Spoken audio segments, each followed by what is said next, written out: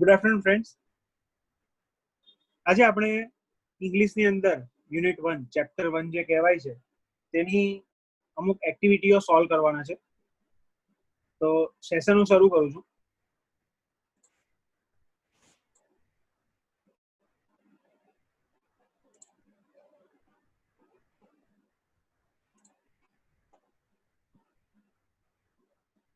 તો જો મિત્રો, અહીંયા એક્ટિવિટી 6 છે, જેમાં કીધું છે fill in the blanks with words given in the bracket. એટલે કે કાઉન્ટ્સમાં આપેલા શબ્દોની મદદથી ખાલી જગ્યા પૂરો. અલગ અલગ પ્રકારના તમને શબ્દ આપ્યા છે, જેમ કે ફ્લોક ઓફ બર્ડ્સ, પછી ફ્લાઇંગ, કેમ ડાઉન, રેડ બટન સાથે છે મિત્રો, ડ્રીમ. બરાબર. તો આ પ્રમાણેના અલગ અલગ શબ્દ આપેલા છે કાઉન્ટ્સમાં, તેનો ઉપયોગ કરીને આપણે ખાલી જગ્યા પૂરવાની છે. તો Tejaswini bicycle had a dash, એટલે અહીંયા જે ડાર્ક અક્ષરમાં લખેલું છે ને એનો જવાબ છે.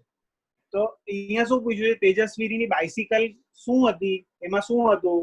તો એની અંદર શું હતું મિત્રો? રેડ બટન હતું. તો અહીંયા આપણે લખશું Tejaswini bicycle had a red button. ત્યાર પછી બીજું છે Tejaswini bicycle was dash in the sky. તો તેજસ્વીની બાઇસિકલ આકાશમાં શું કરતી હતી? તો એમાં શું આવશે? ફ્લાઇંગ. અહીંયા આપેલું છે ફ્લાઇંગ, તે તમારો જવાબ આવશે. ત્યારબાદ આપેલું છે Tejaswini applied the brakes to save a dash. એટલે તેજસ્વીનીએ સાયકલની બ્રેક ક્યારે અપ્લાય કરી, ક્યારે મારી? તો કે અ ફ્લોક ઓફ બર્ડ્સ, એની સામે પક્ષીઓનું એક ઝુંડ આવ્યું. ફ્લોક ઓફ બર્ડ્સ નો મતલબ થાય પક્ષીઓનું ટોળું, ઝુંડ. તો ફ્લોક ઓફ બર્ડ્સ એનો જવાબ આવશે કે તેજસ્વીનીએ સાયકલની બ્રેક ત્યારે મારી જ્યારે તેની સામે પક્ષીઓનું ઝુંડ આવ્યું. ત્યાર પછી ચોથું છે the flying bicycle was only a dash. એમાં શું આવશે? એટલે કે ઉડતી સાયકલ એ ફક્ત શું હતું? તો કે એક સપનું, ડ્રીમ. બરાબર. તો અહીંયા જવાબ આવશે ડ્રીમ. એના પછી છે Tejaswini cried out because she dash from the sky to land. Tejaswini જોરથી અડાઈ. કેમ? તો કે આકાશથી નીચે કે શું આવી રહી હતી? નીચે આવી રહી હતી. કેમ down. She came down from sky to land. બરાબર.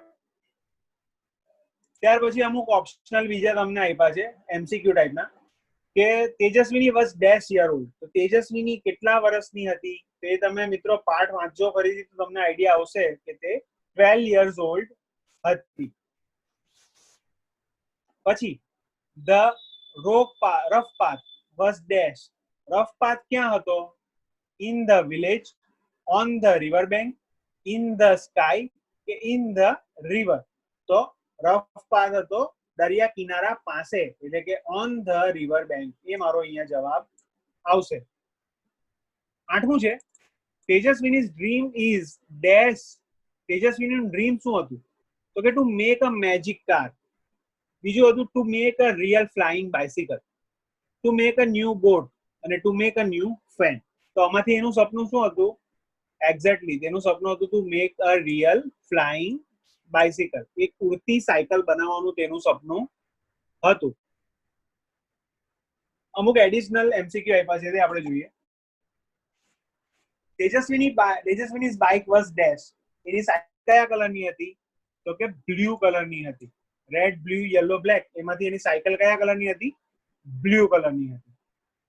પછી when Tejaswini pushed the red button there came out a, શું બહાર આવ્યું? જ્યારે એણે રેડ બટન દબાવ્યું તો શું બહાર આવ્યું? a big bell on the handle, a big mirror, a big fan on the rear wheel કે an umbrella on the rear wheel. તો આમાં જવાબ આવશે a big fan on the rear wheel.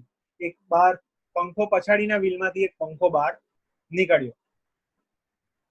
11મું છે તેજસ્વીની વોઝ ડેશ. તો તેજસ્વીનીને શું થયું હતું? થ્રિલ્ડ, હેપી, સેડ કે ફ્રેટન્ડ. તો આમાં જવાબ આવશે તેજસ્વીની વોઝ થ્રિલ્ડ. એ જુસ્સામાં આવી ગઈ હતી. થ્રિલ્ડ નો મતલબ જુસ્સામાં આવી જવું. Last, Tejaswini saw dash on the school roof. Tejaswini તેની સ્કૂલના રૂફ ઉપર એટલે છજ્જા ઉપર શું જોયું? તો કે fruits of trees, trees, roots of trees કે લીવ્સ ઓફ ટ્રીઝ. તેણે શું જોયું હતું? ઝાડ પરના પાંદડા જોયા હતા, એટલે લીવ્સ ઓફ ટ્રીઝ તેણે જોયા હતા. તો અહીંયા જવાબ આવશે Tejaswini saw leaves of trees on the school roof. ઠીક છે. ત્યારબાદ એક્ટિવિટી 7 છે, આન્સર ધ ફોલોઈંગ ક્વેશ્ચન. એટલે તમારે સવાલના જવાબ આપવાના. તો who gifted a bicycle to Tejaswini? Bicycle કોણે તેજસ્વીનીને અપાવી હતી? તો તેજસ્વીનીઝ ફાધર. આ મેઇન છે, તેજસ્વીનીઝ ફાધર. પછી બાકીનું તો જેમ છે તેમ આવશે. Gifted a bicycle to Tejaswini અથવા her. Tejaswini's father gifted a bicycle to her. બરાબર. પછી બીજો સવાલ, what did Tejaswini see on the roof of her school? તેજસ્વીનીએ એની સ્કૂલના રૂફ ઉપર શું જોયું? તો તેજસ્વીની saw many leaves of trees on the roof of her school. Tejaswini saw. કેમ saw લીધું? કારણ કે અહીંયા did કીધું છે, એટલે ભૂતકાળમાં કીધું છે, માટે તેજસ્વીની saw many leaves of trees. જવાબ આપણો આ છે, many leaves of trees. પછી તો બાકી જે છે તે on the roof of her school. ત્યાર પછી થર્ડ છે, describe Tejaswini's bicycle into 2 sentences. તેજસ્વીનીની બાઇસિકલને 2 વાક્યમાં તમે સમજાવો. આ બહુ અગત્યનો સવાલ છે મિત્રો, ઘણીવાર પૂછાયો છે. Tejaswini's bicycle is blue in color. કલરમાં કેવી હતી? તો કે ભૂરી. બરાબર. પછી it has a soft seat. Any seat કેવી હતી? સોફ્ટ હતી. a little bell and a rear view mirror. એક નાની ઘંટડી હતી અને પાછળ જોવાનો એક અરીસો હતો. સિમ્પલ. એક તો ભૂરા કલરની હતી, એની સીટ સોફ્ટ હતી, એક નાની ઘંટડી હતી અને પાછળ જોવાના મિરર હતા. આ 4 વસ્તુ યાદ રાખવાની છે કે Tejaswini's bicycle is blue in color, it has a soft seat, a little bell and a rear view mirror. Okay. ત્યાર પછી ચોથું છે, write 2 sentence about your dream. તમારા ડ્રીમ વિશે 2 વાક્યમાં લખો. એ તમે કંઈ પણ લખી શકો છો, પણ આપણે અહીંયા આગળ જે રેફરન્સમાં આપ્યું છે એ મોડે કરી લખશું. તો કે વન ડે આઈ ડ્રીમ્ડ. મને સપનું આવ્યું હતું. I dream that I had a magic stick. મારી પાસે એક મેજિક સ્ટિક હતી. It did my homework. કે જે શું કરતી હતી? મારું હોમવર્ક કરતી હતી. drew pictures for me and helped me with all my work. Picture બનાવતી હતી અને મને મારા કામમાં પણ તે મદદ કરતી હતી. one day I dreamed that I had a magic stick. It did my homework, drew pictures for me and helped me with all my works. Simple. Okay. Activity 8 માં આમ તો એવું તમને આમાં હું છે ને તે હકારાત્મક અથવા નકારાત્મક કેવી રીતે આવે તે વસ્તુ સમજાવું છું. આપણે રમત નથી રમવી, પણ સિમ્પલી એ વસ્તુ સમજીએ કે કેવા શું માંગે છે. કે અહીંયા તમને કોઈ પણ એક સવાલ પૂછશે, એનો તમારે ક્યાં હકારાત્મકમાં અથવા નકારાત્મકમાં શોર્ટમાં જવાબ આપવાનો છે. તો ડીડ હી સિંગ? શું તે ગાય છે? તો 2 વસ્તુ બની શકે, હા તે ગાય છે અથવા ના તે નથી ગાતો. તો યસ બોલશું તો શું આવશે? Yes he did. કેમ યસ હી ડીડ? શોર્ટમાં આપણે જવાબ લખ્યો યસ, પછી આવશે હી અને આવશે ડીડ. બરાબર. અને નો હોય તો નો હી ડીડન્ટ. ડીડન્ટ અથવા ડીડ નોટ, બેમાંથી એક તમારે જે લખવું હોય તે લખી શકો છો. ડીડન્ટ નું ફૂલ ફોર્મ છે ડીડ નોટ. બરાબર. એટલે તમે ડીડ નોટ પણ લખી શકો છો અથવા શોર્ટ ફોર્મમાં ડીડન્ટ પણ લખી શકો છો. પછી did she write on the board? તો નો શી ડીડ નોટ અથવા નો શી ડીડન્ટ. બરાબર. Did she read a book? શું તે બુક વાંચે છે? તો યસ શી ડીડ. પછી did he clap his hand? શું તે તાળી વગાડે છે? તો નો હી ડીડન્ટ. પછી did he stamp his feet? તો યસ હી ડીડ અથવા નો હી ડીડન્ટ. આવી રીતે તમે બધાના જવાબ આપી શકો છો. હવે આપણે આ એક્ટિવિટી લખવાની નથી ફ્રેન્ડ્સ. આપણે એક્ટિવિટીમાં લખવામાં તો એક્ટિવિટી 6 છે. એક્ટિવિટી 6 તમારે લખવાની છે. એક્ટિવિટી 7 ક્વેશ્ચન આન્સર્સ છે એ પણ તમારે લખવાના છે. એક્ટિવિટી 8 તમારે લખવાની નથી, એ ફક્ત સમજવા માટે છે કે હકારાત્મક અથવા નકારાત્મકમાં કેવી રીતે જવાબ અપાય છે તે. બરાબર, તો એ મેં તમને 5 સમજાવ્યા છે, એના આધારે બીજા જાતે સમજવાના પ્રયત્ન કરજો. હવે આપણે જોઈએ એક્ટિવિટી 9. તો કે નીચે ડોક્ટર સ્મિતા અને મનોજભાઈ સરપંચ એક દિવસના કાર્યક્રમની માહિતી આપેલી છે તે વાંચો. તો 26/10/2012 થર્સડે ગુરુવારનો દિવસ હતો અને 26/10/2012 એટલે કે રિપબ્લિક ડે હતો. તો ડોક્ટર સ્મિતાનો આ કાર્યક્રમ છે અને મનોજભાઈનો આ કાર્યક્રમ છે. ડોક્ટર સ્મિતા એ ડોક્ટર છે પ્રોફેશનથી, મનોજભાઈ એ સરપંચ છે. તો ડોક્ટર સ્મિતાનું પહેલું શું છે? Hoisted flag at the high school. હાઈસ્કૂલમાં તે ધ્વજવંદન કરવા જવાના છે. બીજું છે ડિલિવર્ડ અ લેક્ચર, એક લેક્ચર તે આપવાના છે. ઓપરેટેડ અપોન અ પેશન્ટ, એક પેશન્ટનું ઓપરેશન છે. Spent an hour with differently abled children, એટલે કોડ ખાપણવાળા જે બાળકો છે તેમની સાથે તે 1 કલાકનો સમય વિતાવવાના છે. આ છે ડોક્ટર સ્મિતાનો કાર્યક્રમ. મનોજભાઈ સરપંચનો કાર્યક્રમ જોઈએ તો કે hoisted flag at the primary school, એ પ્રાથમિક શાળાની અંદર ધ્વજવંદન કરવા જવાના છે. ડિસ્ટ્રીબ્યુટેડ સ્વીટ્સ, એટલે કે મીઠાઈઓ વેચવાના છે. ઇનોગ્રેટેડ અ ડેરી, એક ડેરીનું તેઓ ઉદ્ઘાટન કરવાના છે. Talk with the head teacher about the school progress, અને જે મુખ્ય શિક્ષકો છે તેમની સાથે તે સ્કૂલની વિકાસ માટેની વાતો કરવાના છે. તો આના આધારે આપણે અહીંયા જે ઇન્સ્ટ્રક્શન આપી છે તે પ્રમાણે ફોલો કરીએ. Now read the following sentence carefully and fill in the blanks. એટલે ઉપર જે તમને અલગ અલગ વાક્ય આપ્યા છે એના આધારે આપણે નીચે ખાલી જગ્યા ભરવાની છે. તો doctor Smita dash the flag at high school, શું કરવા જવાના છે હાઈસ્કૂલ પર? તો કે જવાબ આવશે હોઇસ્ટેડ, જો અહીંયા પહેલા જ વાક્યમાં છે મિત્રો. તો હવે એને પ્રશ્નાર્થમાં મારે બનાવવું હોય, doctor Smita hoisted the flag at the high school, તો આને હું પ્રશ્નમાં કેવી રીતે બનાવીશ? તો પ્રશ્નમાં બનાવવા માટે મારે શું કરવું પડશે? એક તો હોઇસ્ટેડ છે મિત્રો, એટલે ભૂતકાળમાં છે આ વાક્ય. તો ભૂતકાળમાં જ્યારે વાક્ય હોય ને પ્રશ્ન બનાવવાનો હોય તો હંમેશા સ્ટાર્ટિંગ છે ને થાય વર્બ થી, એટલે કે ડીડ પહેલા મૂકવું પડે.